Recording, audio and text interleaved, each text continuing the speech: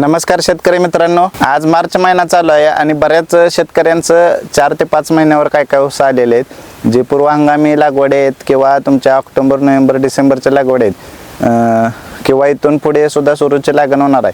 तर त्यांच्यासाठी 120 दिवसानंतर भरणीचा डोस काय द्यायचा हा प्रश्न मोठा असतो आणि चुकीचा डोस दिल्यामुळे आपल्या पिकाचं नुकसान होतं, कांड्याची जाडी होत नाही. कारण उन्हाळ्याचा पिरियड आहे आणि उन्हाळ्याच्या पिरियडमध्ये चुकीच्या पद्धती आणि खतं वापरल्यामुळे आपल्या पिकाचे नुकसान होते आणि हा ऊसाच्या सीझनमधला टर्निंग पॉईंट असतो, जो 120 दिवसानंतर आपण भरणी डोस देतो.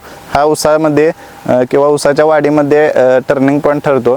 त्यामुळे आजचा व्हिडिओ पूर्ण बघा आणि जी काही माहिती मी तुम्हाला सांगणार आहे, डोस सांगणार आहे, तो वापरा. थोडा त्यात इकडे तिकडे बदल केला तरी चालतो, पण त्या पद्धतीने तुम्ही सुद्धा त्याचा वापर करा आणि आपल्या ऊसाची लांबी रुंदी असेल किंवा उत्पन्न असेल हे दुप्पट करायचं असेल तर हा डोस महत्त्वाचा आहे आणि भरणी कशी करायची हे पण मी तुम्हाला यामध्ये सांगणार आहे. नमस्कार शेतकरी मित्रांनो, माझ्या शेवार चॅनलमध्ये पुन्हा एकदा आपलं सहर्ष स्वागत आहे.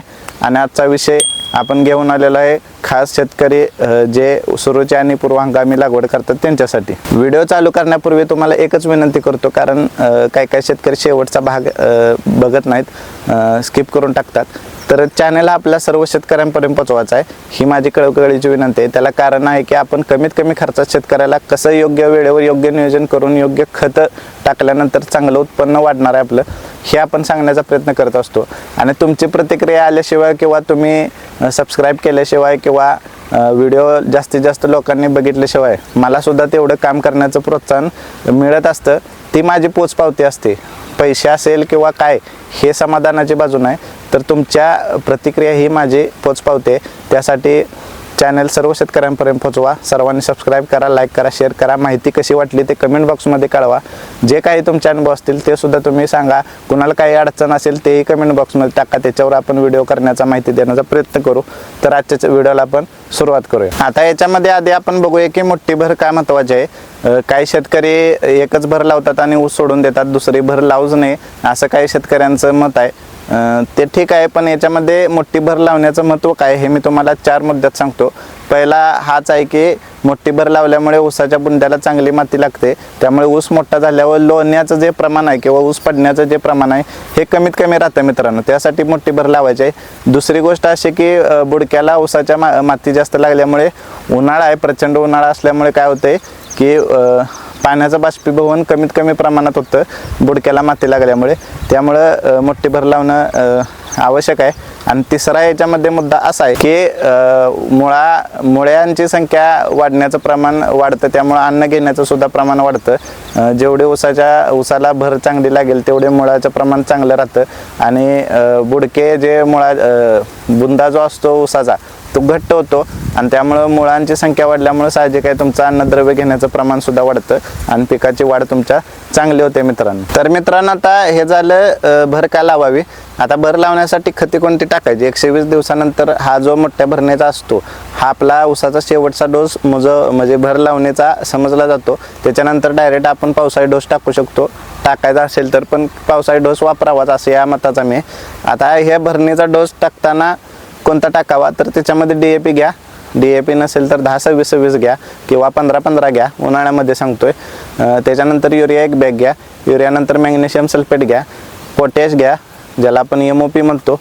पोटॅश 1 बॅग घ्या. अमोनियम सल्फेट 1 बॅग घ्या. त्याच्यामध्ये रिच मिक्स नावाचं मायक्रोन्यूट्रन्स जी बॅग येते ते रिच मिक्स घ्या. त्याच्यामुळे काय होणार आहे, तुमचं पानाची काळोखी आणि लांबी रुंदी वाढणार आहे, त्यामुळे तुमच्या कांड्याची लांबी आणि रुंदी वाढणार आहे.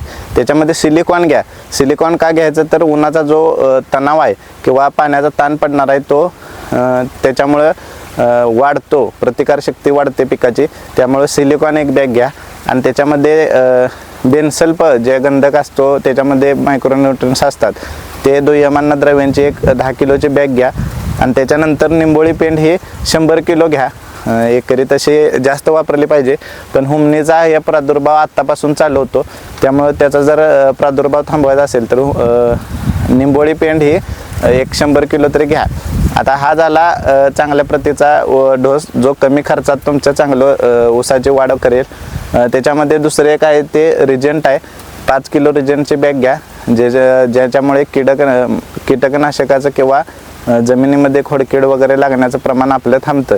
त्यामुळे या प्रकारचा डोस तुम्ही वापरला तर हमखास तुमचं चांगल्या कमी किमतीत चांगलं उत्पन्न निघणार आहे. तुमची लांबी, कांड्याची लांबी आहे, रुंदी आहे, ती सुद्धा वाढणार आहे. किंवा उन्हाळ्यामध्ये आपण जर बघितलं तर कांड्याची लांबी आकोडी पडायला चालू होते, तर ती पडून द्यायची नसेल तर हा डोस वापरायचा मित्रांनो. भर लावताना कशी लावायचे तर आधी तुमचे जे खत आहे ते टाकून घ्यायचे ते बुडक्या शेजारी, आणि त्याच्यानंतर मग तुमचा जो रोटावेटर ट्रॅक्टर बारका असतो ज्याच्या साहाय्याने आपण भर लावतो, तो ट्रॅक्टरच्या साहाय्याने आपले जशी सरी आहे 5 फुटी असेल 4 फुटी असेल त्या प्रमाणाचा ट्रॅक्टर वापरून भर लावून घ्यायचे आहे. आता भर लावल्यानंतर पाणी नियोजन कसं करायचं आहे तर पाणी नियोजन हे शक्यतो सकाळचं द्यायचं किंवा संध्याकाळी शक्य असेल रात्रीचं, तर ठिबक असेल तर रात्रीचं पाणी सोडा, जेणेकरून जी पाण्याची धूप होणार आहे किंवा जमिनीची धूप होणार आहे ती थांबणार आहे आणि त्याचा पाण्याचा तुम्हाला चांगल्यात चांगला वापर हा संध्याकाळी किंवा सकाळी लवकर पाजल्यामुळे मिळणार आहे मित्रांनो.